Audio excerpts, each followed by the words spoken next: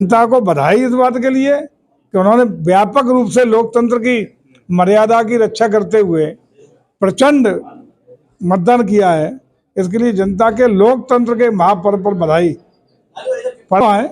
लेकिन सही बात यह है कि यह जनता का सरोकार जुड़ता है, मतदान प्रतिशत बढ़ता है और जनता लोकतंत्र को मजबूत करने में हिस्सेदारी करती है, तो इससे ज़्यादा मजबूत लोकतंत्र कोई हो ही नहीं सकता। इसका मतलब हिंदुस्तान का लोकतंत्र परिपक्व और मैच्योर और बहुत ही समझदारी से लोग उसमें जुड़ने का काम कर रहे हैं। समाजवादी पार्टी के राष्ट्रीय अध्यक्ष अखिलेश यादव का ये आरोप है कि जो रामपुर में लगातार स्कूल कॉलेज सब बंद करवाए जा रहे हैं, ताले बंद, बच्चों के भविष्य को बंद किया जा रहा है। क्या है? सपा कार्यालय बंद हुआ, वहाँ स्कूल का बंद हुआ है, स्कूल का। लेकिन सपा कार्यालय, स्कूल के नाम पर सपा कार्यालय चलेगा।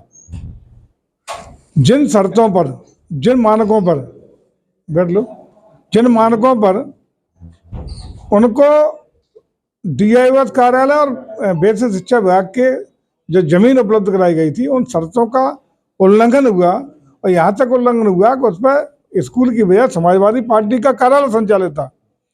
उन्हीं सब रिपोर्ट्स जो आई प्रशासन के द्वारा, उसके आधार पर कैबिनेट से निर्णय लिया गया कि चूंकि शर्तों का उल्लंघन हुआ है, जो भी उसमें एग्रीमेंट हुआ था उनमें जो अनुबंधों के क्रम में जो जो नियम और शर्तें थी उसका खुलेआम दुरुपयोग हुआ है, इसलिए उस एग्रीमेंट को निरस्त कर दिया गया है और उसी के अनुरूप कार्रवाई खाली कराने की जारी है। मध्य प्रदेश की विधानसभा चुनाव में इंडिया गठबंधन में एक दरार देखने को मिली। समाजवादी पार्टी के राष्ट्रीय अध्यक्ष अखिलेश यादव कांग्रेस से नाराज दिखे। क्या लगता है बीजेपी को, क्या इसका खामियाजा गठबंधन को होगा या बीजेपी को कहीं ना कहीं 2024 के? देखिए, सही बात तो यह है कि बेमेल समझौते, सिद्धांत विहीन समझौते या दोस्ती लंबे समय तक नहीं चल सकती। जहां मत एक मिले, सिद्धांत एक हों, तभी वो चलते हैं। क्योंकि उत्तर प्रदेश में हालात ये हैं कि जो मूल वोट भारतीय जो समाजवादी पार्टी के पास आज है, चाहे मुस्लिम वोट हो या अन्य वोट हो, वो मूलतः कांग्रेस का वोट है। कभी कांग्रेस का वोट हुआ करता था। बाद में जब कांग्रेस कमजोर हुई तो वही धीमे धीमे खिसक के चाहे वो बसपा के साथ चला गया या समाजवादी पार्टी के साथ चला गया। आज चूंकि कांग्रेस को लगता है कि वो अपने में मजबूत हो रहे हैं, इसलिए उस वोट को खींचना चाहते हैं और समाजवादी पार्टी उस वोट को बचाने का उपक्रम कर रही है। ये दोनों के बीच में बेसिक झगड़ा है। उस झगड़े के तहत ही दोनों का ये जो गठबंधन INDA के नाम पे हुआ है, वो लंबे समय तक इसलिए चलेगा क्योंकि दोनों का एक वो चाहता हमारा वोट वापस आए, एक वो वोट बचाना चाहता है। तो मूल झगड़ा उसी बात का है, तो ये लंबा खिंचेगा नहीं। चल भी गया फिर टूटेगा। 2024 में क्या लाभ मिलेगा भाजपा को? 2024 में तो कहीं भी कोई शक सुबह नहीं है। हम लोग 80 की 80 सीटें उत्तर प्रदेश में कमल खिलाने का काम करेंगे। सारी सीटें हम जीतेंगे और जीत करके प्रचंड बहुमत से मोदी जी के नेतृत्व में तीसरी बार हम लोग सरकार बनाने जा रहे हैं। इसमें कोई शक सुबह नहीं है और सरकार बनाने में भी उत्तर प्रदेश अहम भूमिका का निर्वहन करेगा। 5 राज्यों के चुनाव हुए, उसमें योगी आदित्यनाथ जी को स्टार प्रचारक के तौर पर भेजा गया। उन्होंने वहां पे जाके राम मंदिर का मुद्दा उठाया। क्या इस बार 2024 के चुनाव में राम मंदिर का मुद्दा फिर से अहम होने वाला है? देखिए, सनातन संस्कृति को कमजोर करने का काम, केवल एक वर्ग विशेष को खुश करने का काम लगातार कुछ दलों ने किया और निश्चित रूप से उसका खामियाजा पूरे देश ने भुगता। परंपराएं कमजोर हुई, विरासत कमजोर हुई, सनातन संस्कृति कमजोर हुई और मैं समझता हूँ कि जब जब सनातन संस्कृति कमजोर हुई है तब तब देश कमजोर हुआ है।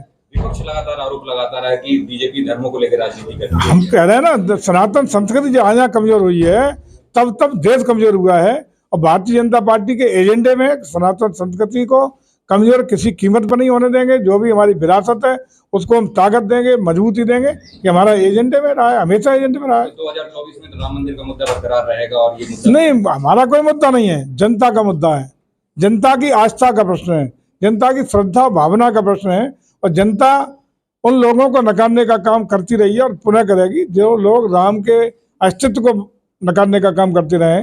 ऐसे लोगों ने उन दलों को जिन्होंने राम का वजूद को नकारने का काम किया है, भगवान श्री राम को अस्तित्व को नकारने का काम किया है, ऐसे लोगों को नकारने का काम जनता ने किया है और मुझे लगता है आगे भी करेगी। मंत्रिमंडल में शामिल करेंगे?